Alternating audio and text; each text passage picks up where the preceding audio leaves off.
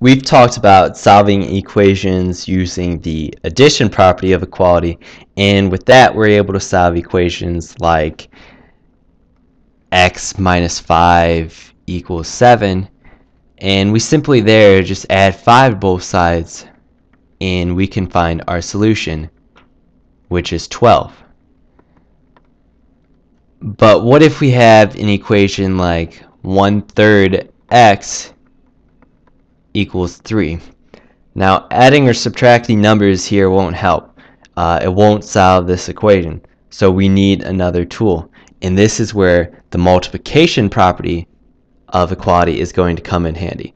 And it says if a, b, and c are real numbers and c doesn't equal 0, then a equals b and a times c equals b times c are equivalent equations.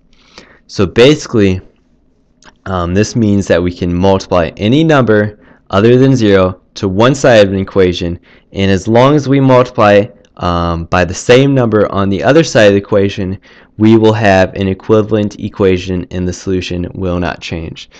And of course, this also means we can divide both sides of an equation by the same non-zero number without changing the solution. So back to what I asked before, how do we solve an equation like 1/3 x equals 3? So we're going to use the same strategy as before. We need to get the variable alone on one side. And when we say get the variable alone, we mean with no constants and with a coefficient of 1. So not 1/3 x, not 2x, we just need x. So how are we going to turn 1/3 x here into just x? Well, we need to get the coefficient, which is now 1/3. We need to turn this into 1. So if you'll remember, any number multiplied by its reciprocal is 1. So with a fraction, its reciprocal is just the fraction flipped. So that's 3 over 1, or just 3.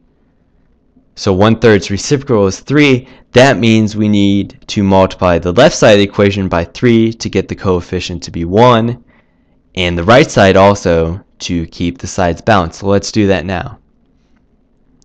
1/3 x times 3 to get our coefficient to 1, and then 3 times 3 to keep the sides balanced.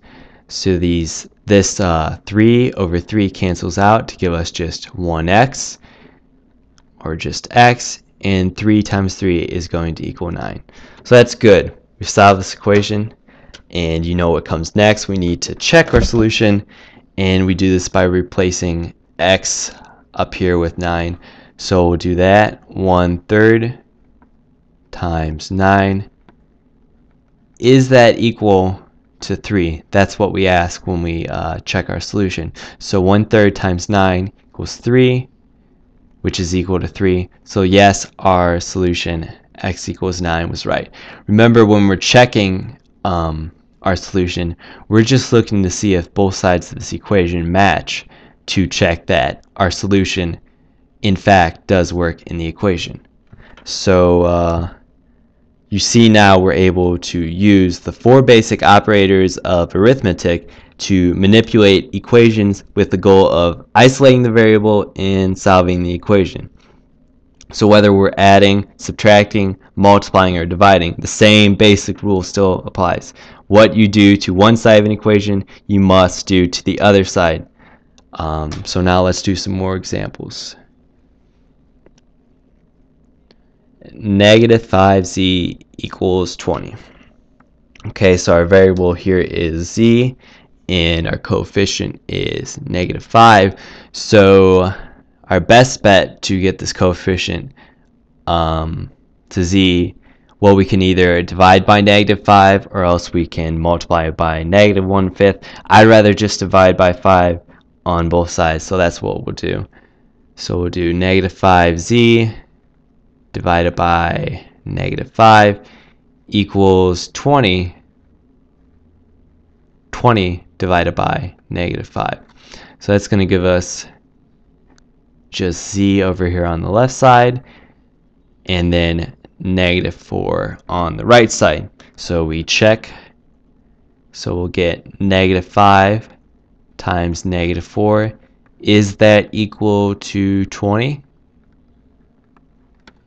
And a negative times a negative is going to give us positive. 20 is equal to 20.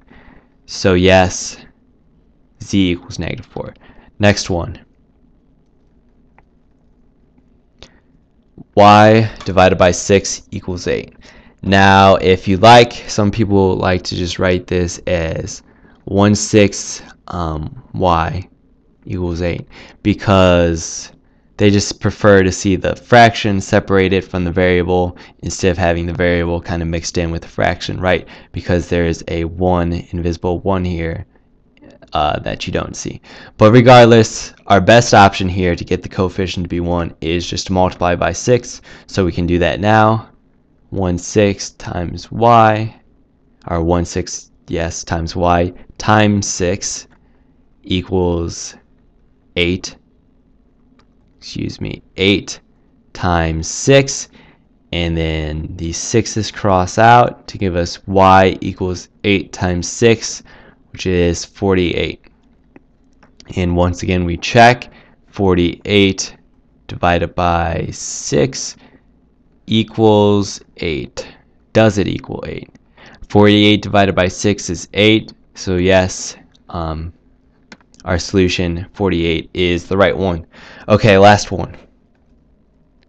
We've got a little more complicated one here. 12b plus 9 minus 9b equals 12 minus 2 times the quantity b plus 4.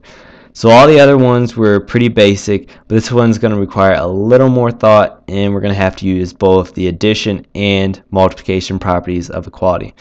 So like always, our goal is to isolate the variable. So to start, we can simplify both sides of this equation here.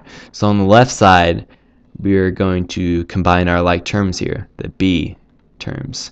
So 12b minus 9b is going to give us 3b. Add the coefficient. Then on the right side, we have 12, and then distribute out this -2 here to give us -2b. -2 times +4 is -8. And the left side's good, so we'll just rewrite it. And then the right side, take care of these constants here. So we'll have 12 minus 8 is 4 minus 2b. Okay, we're in a good place now. Now we just need to get the variable terms on one side and the coefficients on the other side.